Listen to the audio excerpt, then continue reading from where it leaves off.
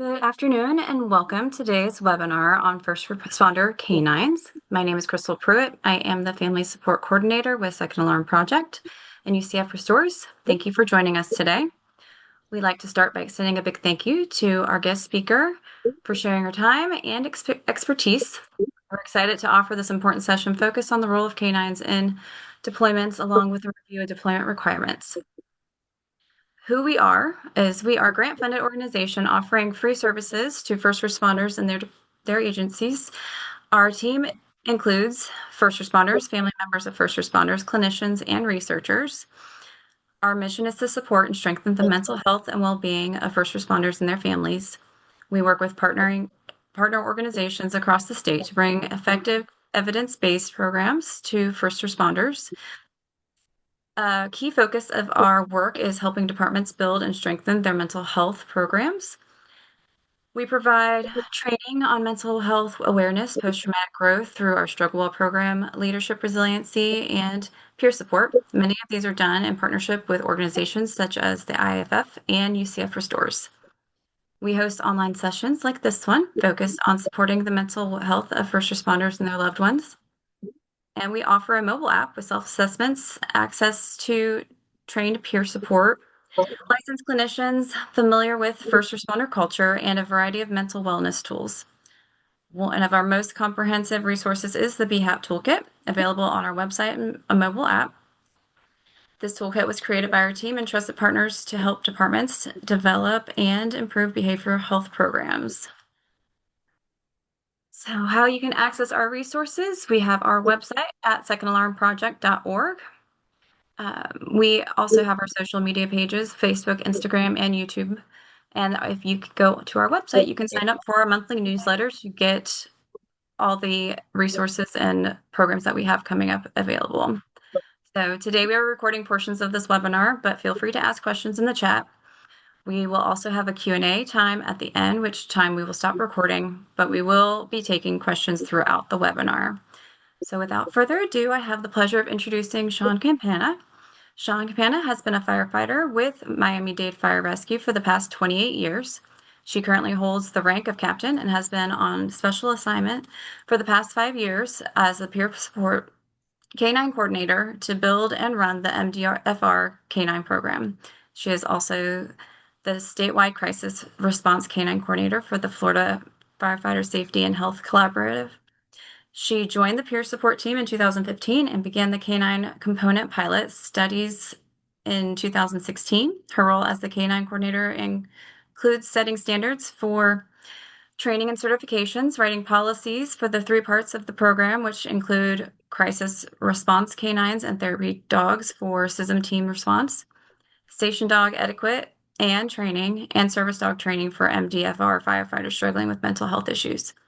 She started the program after losing a friend coworker to suicide and going through her own battle with PTSD, and has seen the value and benefits and healing work with K9s can provide. She became a certified dog trainer from Animal Behavior College, specializing in service, therapy, and crisis response K9s. She started the program with the service dog Charlie. Charlie is a service dog, or Charlie was her service dog, therapy dog, and crisis K9. Welcome, Sean, and thank you for joining. Thank you as always. A year goes by quick. Welcome everybody. This is webinar number 4 in our series of 4. On the screen in front of you are just some of the things that we've covered in the previous 3 webinars that we've done. If you need anything, more information after these webinars are finished, Crystal already said you can reference the toolkit, and there's a whole K9 section in there as well.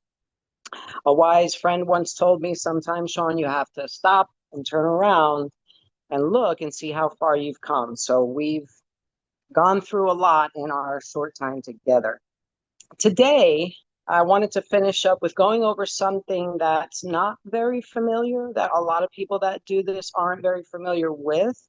But it's important. I want to discuss best practices for using canines in peer support roles, especially when it comes to a structured group meeting.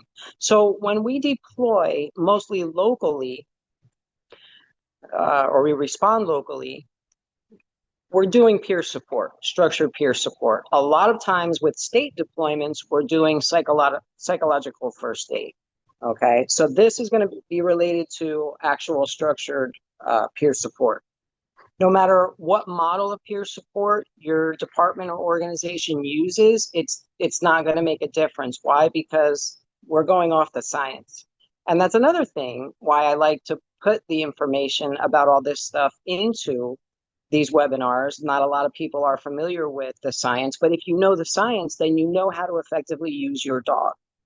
It may be in the form of coaching, it may be in the form of guidance, instructing somebody how to use your dog or how to pet your dog, but it's important for you to know. Okay, so go ahead, Crystal, go ahead and click. Next slide.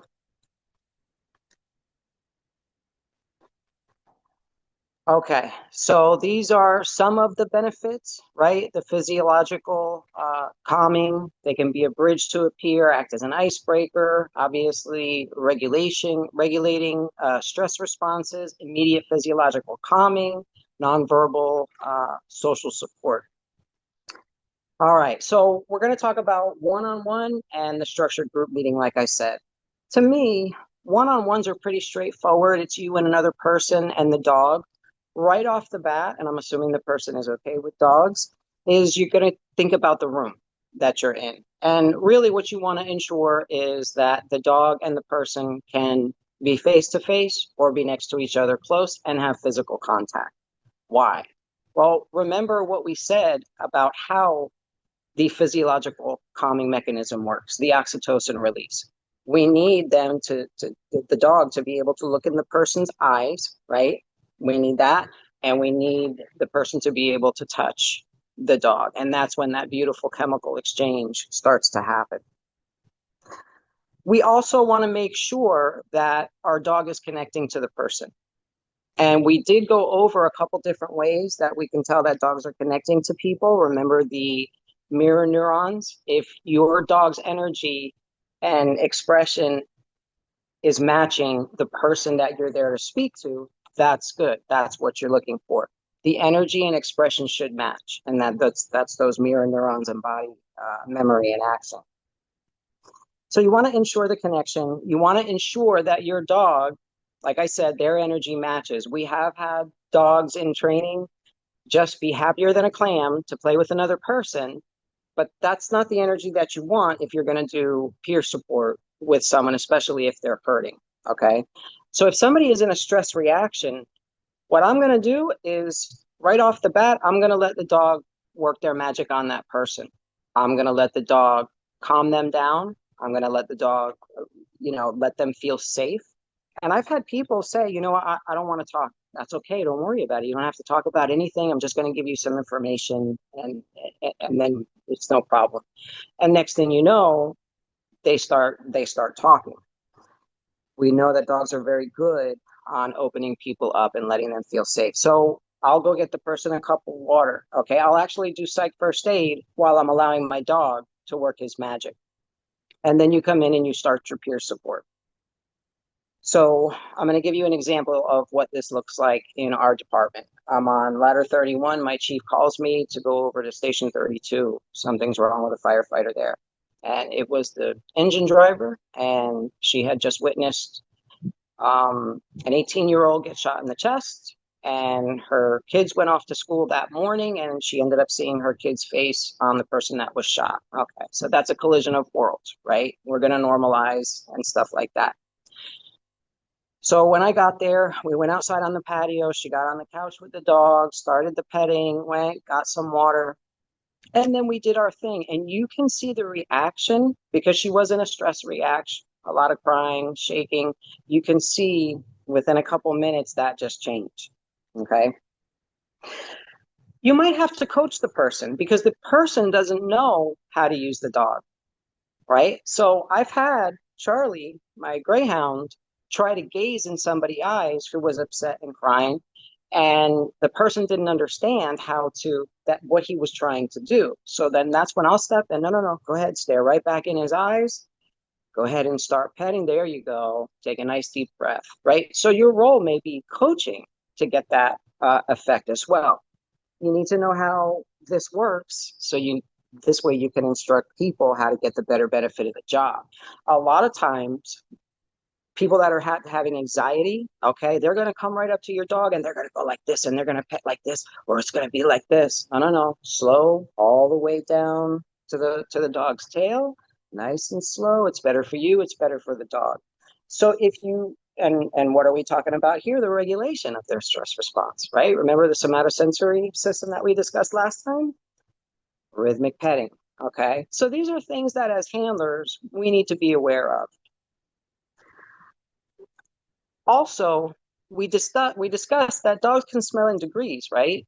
So they're going to know when the person starts to feel better or if the person starts to feel worse. Just things that you want to keep an eye on. Okay, keeping an eye on the interaction. Sometimes people are great with the dog at first, and then you'll start to see them pull away like this, like, okay, they don't want the dog to bother them. So you have to multitask in a lot of cases. And the more experience you do this with that you and your dog have together, it was to the point with Charlie after 7 years, he just went in and did his thing and I did mine. Even in a group meeting, if I'm the only person there to do a whole group meeting by myself with my dog, we could still do that because the more you do scenario based training with your dog, just like we're talking about, the more the dog's going to learn his skills. So that's like I said, one-on-one is pretty straightforward. Just make sure that you enable the ability for the dog and the person to be close. Now, when it comes to structured group meeting, these are my favorite, but there are more guidelines in using this one.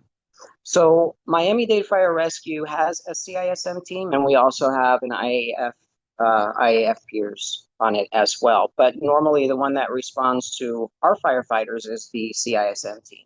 Okay. So I got certified a long time ago. And I don't know, back then they used to teach us to go ahead and put the room in a circle. We haven't done that probably in 15 years that I know of, probably back even further. That's just something we got rid of. How people are comfortable is where we're going to do it, unless we have a dog.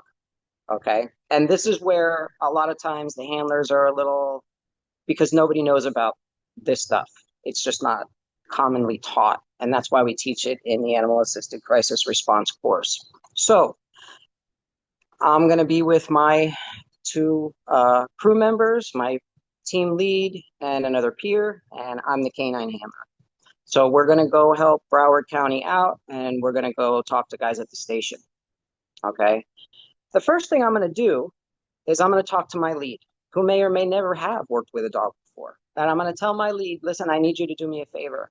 Just go inside, make sure that everybody's okay with the dog being here, that nobody has allergies or phobias. Okay. And then I'm going to tell you how we need to set up the room. Okay. So lead will go do that. Okay. Bring the dog in. And you want to bring the dog in as soon as possible to have that icebreaker effect, right? To start calming people down.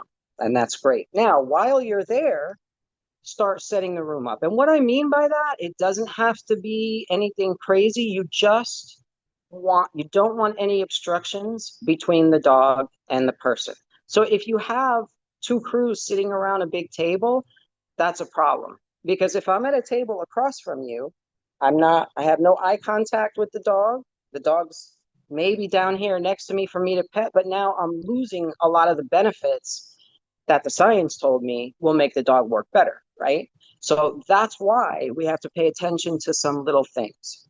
All right. Now, once my team lead does introductions and introduces me, this is where I'm going to take an opportunity to tell people about my dog, but also what they can expect from my dog. Because a lot of times people haven't done meetings like this in a group with a dog.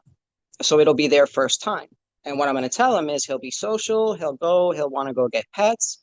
At the midpoint, he may lay down in the middle of the group a little while, and then towards the end, he'll get up and start being social again. Can be just something simple like that, just so people know what to expect. And that actually is kind of common on how the dogs do um, in a group meeting. They're social, might lay down or sleep a little bit, and then become social again. So we want to let people know what to expect. Now,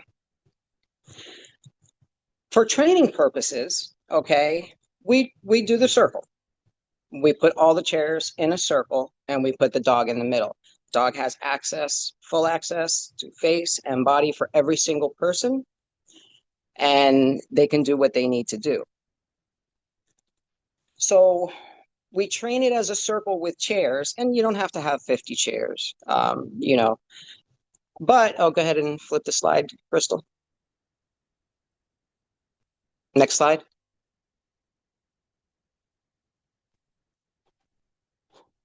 Okay, and the next one.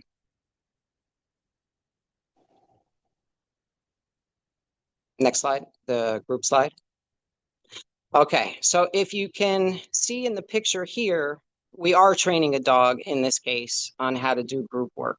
Now, you don't have to put the room in a circle it doesn't have to be a circle. We've done meetings where there were 5 or 6 crews in a big station. That's fine. The dog, as long as the dog can go and get to each person, because when that's not done, okay, when people wanted to stay at the table, what's the biggest complaint we hear? Oh, all the dog did was lie next to his handler. Well, of course, because the dog's not going to get a chance to interact with people. Okay. So that's what the dog is going to be expected to do. So if you want people to have the benefit, okay, and get the most out of the experience, set the room up correctly. And you just don't want any obstructions between people and the dog. I have a very tall dog, and I have seen my dog try and go underneath the table to alert to somebody. And it didn't work. So just something that you want to keep in mind. Plus, to get all the benefits, for you to be able to coach correctly, you can't have any obstructions there. And that's it. Some people have said, well, it reminds me of a AA circle or a counseling circle. Well, we're not counseling. It's just so the dog can participate. I have heard some people ask 3 times, 3 specific times, and one of them was in one of our webinars. Well, somebody told me that really we should leave the dog out of the meeting. And I asked all those 3 people, well, who said that? Why would somebody say that? And I'm going to assume that it was just somebody in charge unfamiliar with how we get the benefits of the dog using the dog at all. Okay, so now you're in your group meeting. There are some do's and don'ts and some things that you want to know to make sure it goes smooth. First off, the dog can't be a disruption, because a lot of times you're talking about, people are feeling certain kind of ways. Again, the energy should match. The dog shouldn't go into that circle and just start going to everybody and getting excited and overstimulated. No, no. So this is why scenario-based training is important, and we do it every month. So the dog shouldn't be a distraction. And again, as your dog, because they're going to be off leash for something like this, as your dog starts to go to different people, keep an eye on how they're reacting. Okay. So let's say my dog goes up to somebody and all I see is the person doing this. I'm gonna pull my dog away from that person. And we train with nonverbal cues. Why? Because I don't want to be rude and interrupt. Hey, Charlie, come over here. It's not, no, so we do nonverbal cues as to not be a disruption to the meeting. The dog should stay inside the area. In this case, we'll call it a circle and with the picture, and shouldn't want to go out, get bored, and explore the station. Okay, so that's why in the picture you see it set up like it is. Dog can go to people, it's fine, but he can't go anywhere else.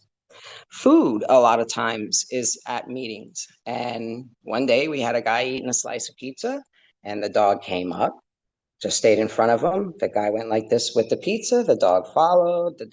So the dog started alerting and following the pizza instead of the person.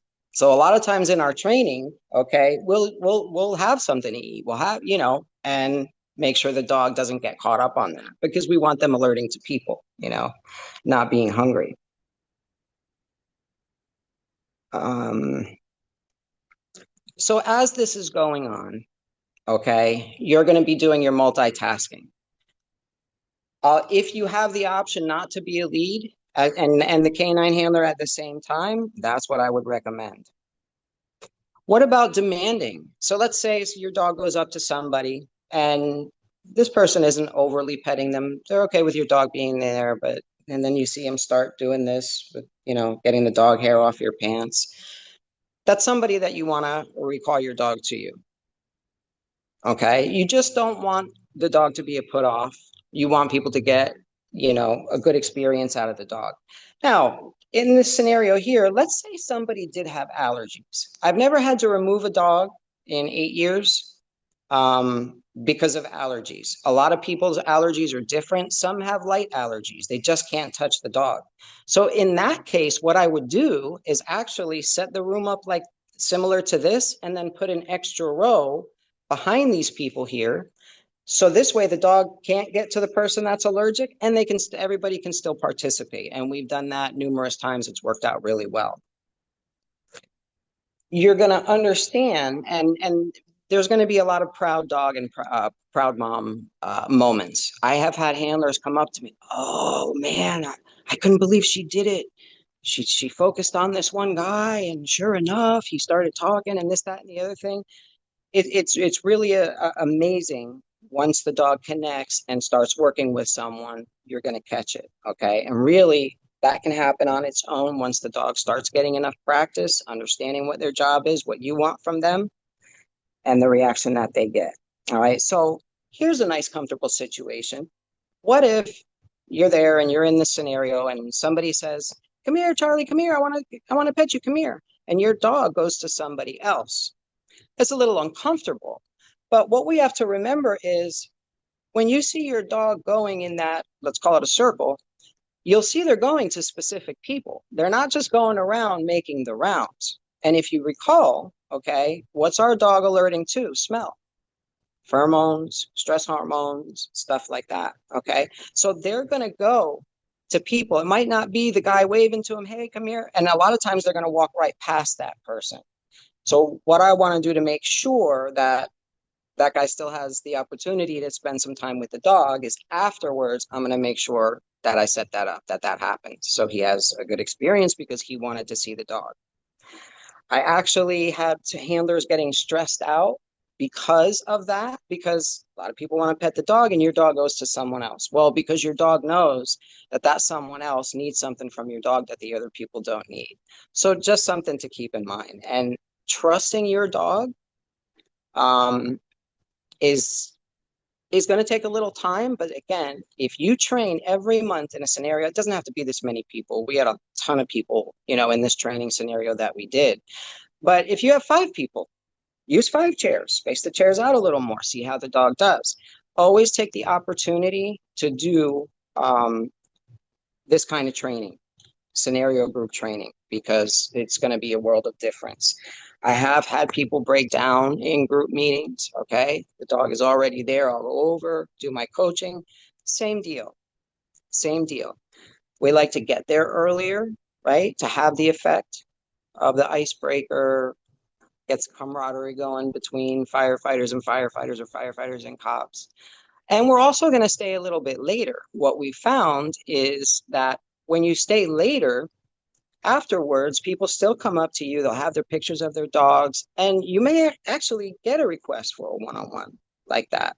So get early, be the last one to leave, and focus on having the best experience that you can with the people. Okay, so far, are there any questions so far? No? Okay, next slide.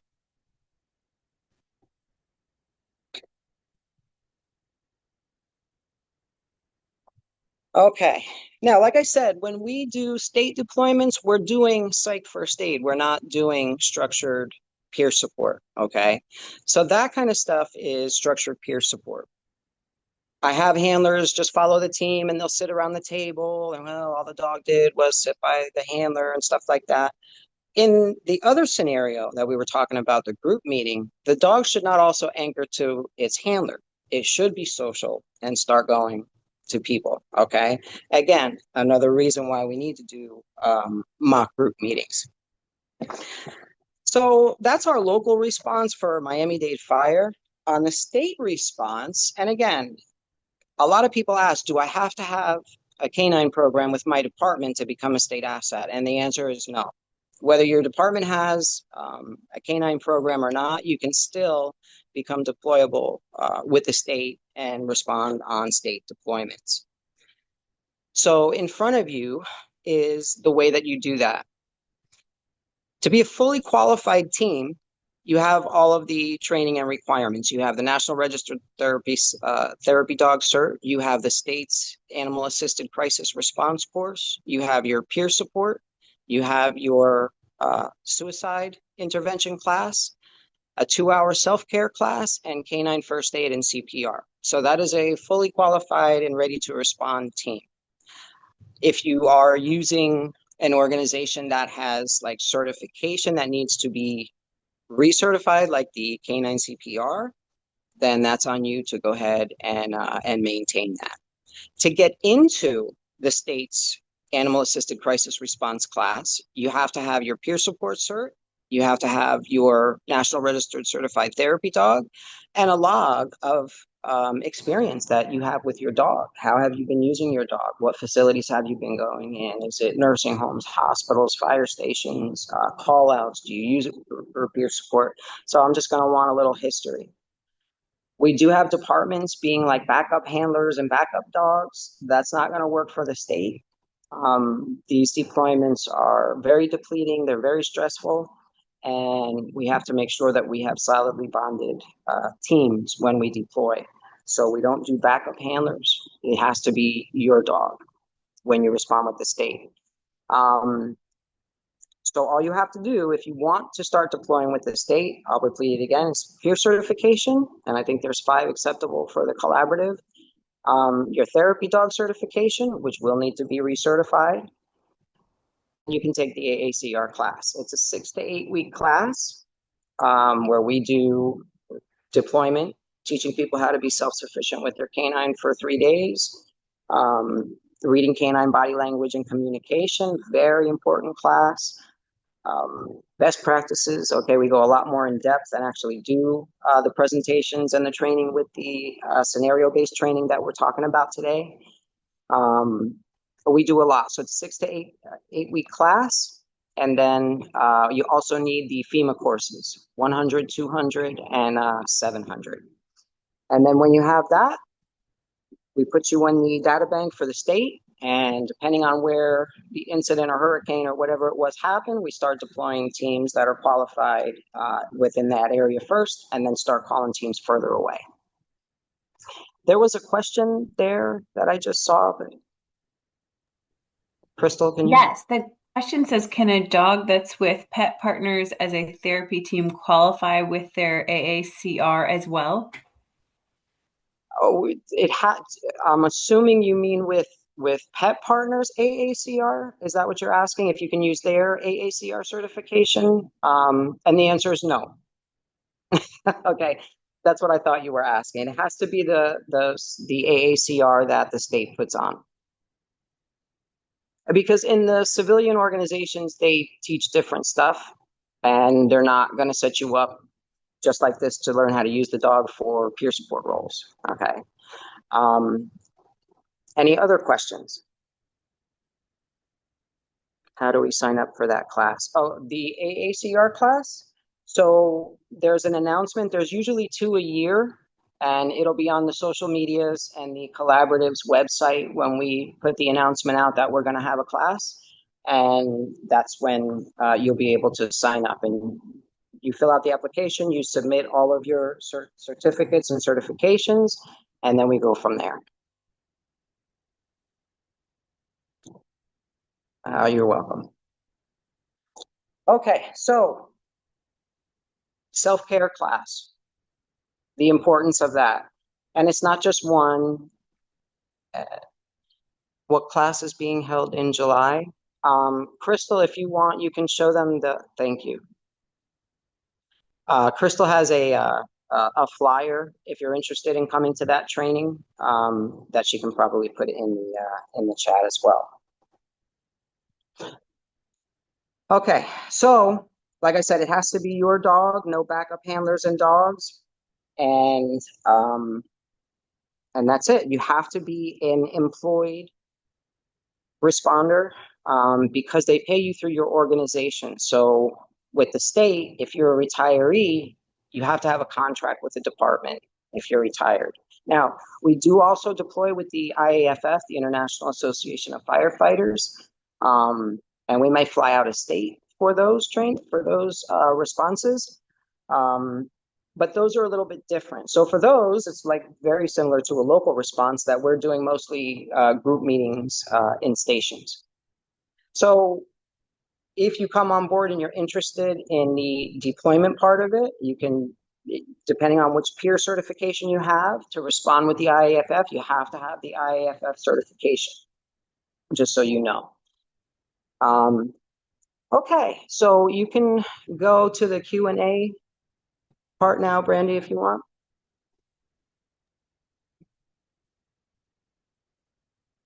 All right. If any